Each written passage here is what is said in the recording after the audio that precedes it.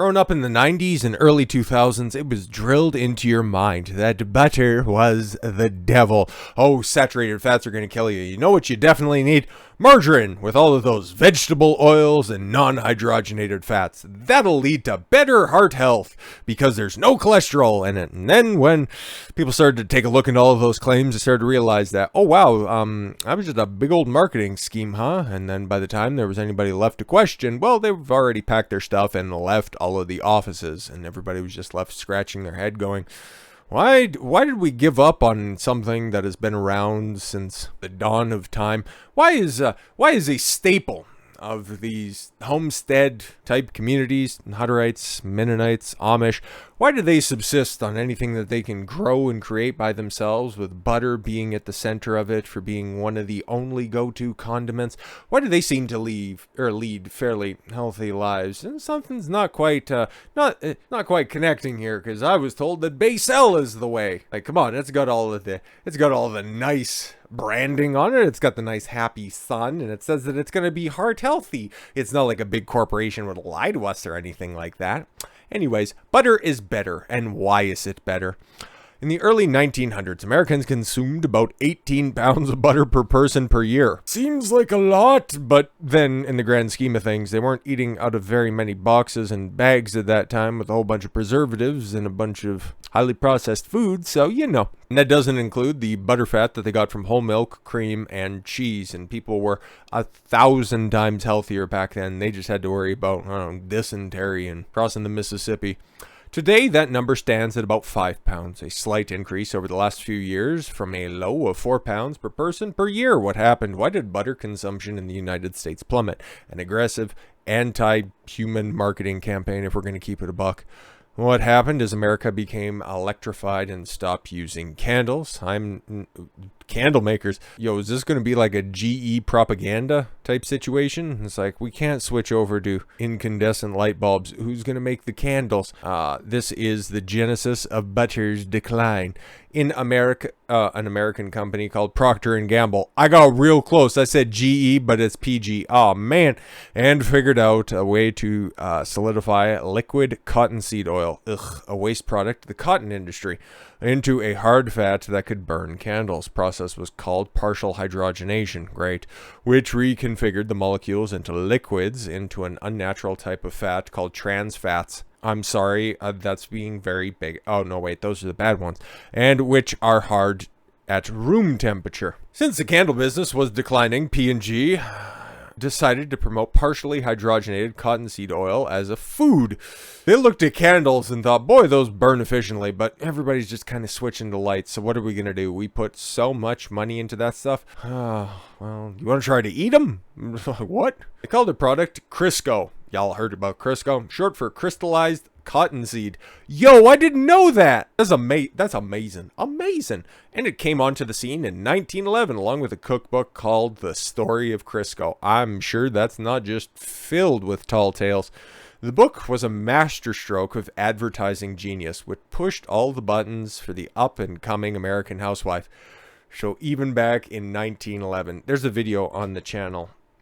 Well, if you're watching this on Rumble, it'll be on this channel, but then on the main channel, if you're watching on YouTube, where I go into why American women are so lonely and why that's a good thing for big business. It's because all of the marketing is centered exclusively on the feminine lens, and they've been doing this stuff all the way back since the early 1900s.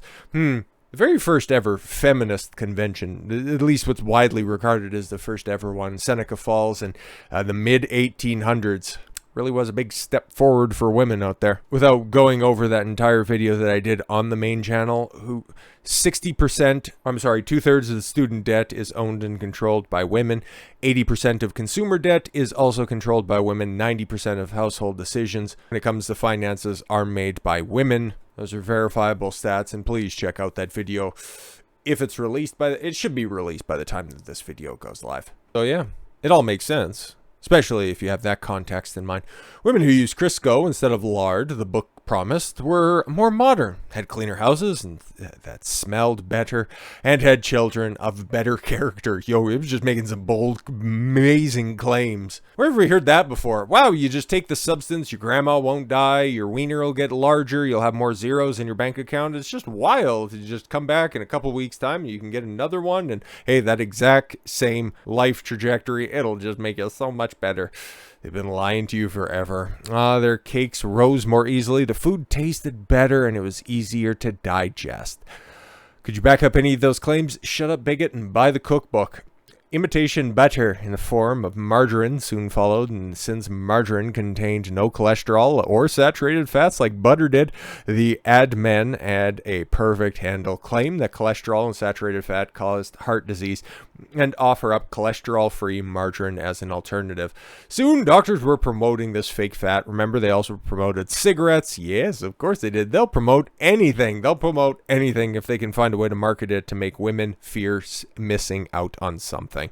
And then the government joined in. Such is the power of the vegetable oil industry's influence behind the scenes in 1973. In on and around the exact same time, the food pyramid was coming around. We know how well that was sourced with scientific facts. The Senate Select Committee on Human Needs promised that Americans could solve their most serious diseases, heart disease, stroke, diabetes, cancer, high blood pressure, etc., if they only used margarine instead of butter. Fast forward to the present, margarine today has come under a cloud. Now that we know how bad partially hydrogenated oils are for human health, today most Americans use healthy, trans-free spreads, still dutifully following government suggestions. Yes, of course, cholesterol's bad, guys, unless you know the actual truth behind that.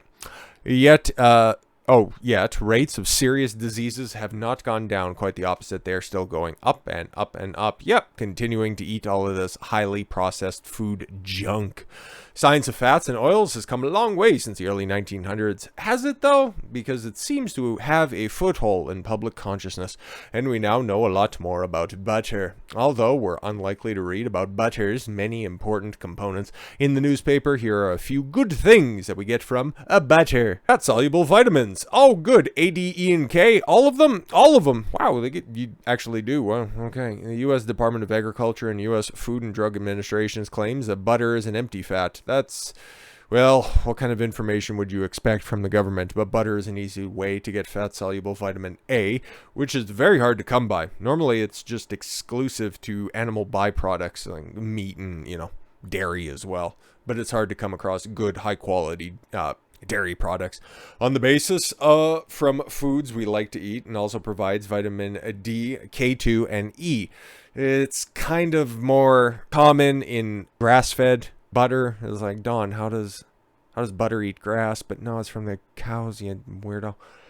Typical spreads contain only one form of vitamin A and no other fat-soluble vitamins. Yeah, that's why you get the Kerrygold. There's a couple of other ones that are around there. That's just the most common one. Grass-fed, grass-finished butter. Minerals. Butter contains trace amount of important minerals, including calcium, phosphorus, magnesium, iron, and selenium. That amounts may be small, but they are largely absorbed due to the presence of fat-soluble vitamins, especially vitamin D. Butter provides a small amount of iodine, which is definitely difficult to get, especially when the cows are grazing on iodine-rich soil or receives an iodine teat wash, which again is efficiently absorbed. Butyric acid, in very small fat molecules, almost unique to butter. Our bodies makes butyric acid when good bacteria ferments high-fiber foods in the colon. But in butter, we get butyric acid ready-made. Butyric acid is important for digestion and seems to protect us against constipation, irritable bowel syndrome, Crohn's disease, and colon cancer. New research indicates that butyric acid in butter supports the assimilation of vitamin A. Butyric acid also supports thyroid function by making the thyroid cells more sensitive to thyroid hormones. Combination of vitamin A, iodine, and butyric acid in butter makes it the perfect food for thyroid function. And a fascinating line of research is exploring ways that butyric acid can help with addictions and alleviate pain. Very interesting. All right then, arachidonic acid. I'm probably mispronouncing that. That's pretty close though. Unique to animal fats, arachidonic acid is important for skin health, digestion, and brain function. It is especially abundant in the brain. Arachidonic acid is critical to mental health as our endocannabinoids are derived from it. Okay. Other feel-good chemicals involve arachidonic acid, vitamin A and D. Butter is happy making fat for sure. Okay, so you can also get trace amounts of CLA, type of trans fats that are beneficial. Its levels are high in butter from cows eating green grass, and that's what you should always be aiming for instead of just that low quality trash. CLA prevents against cancer and helps the body build muscle rather than store fat. Sphingolipids? Sure, glycosphingolipids. That's fun. A special category of fats that support the immune system and are also critical for a healthy nervous system. All right then, but I'll never have to pronounce that again.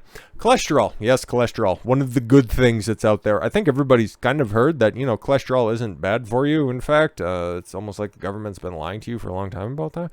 One thing that anti-butter folks never told us is the amount of cholesterol we need to eat and has no relation to the amount of cholesterol in the blood. Yeah, imagine that. Babies and toddlers in particular need cholesterol because they do not make their own. Cholesterol is essential for growth, neurological health, muscle function, and hormone production.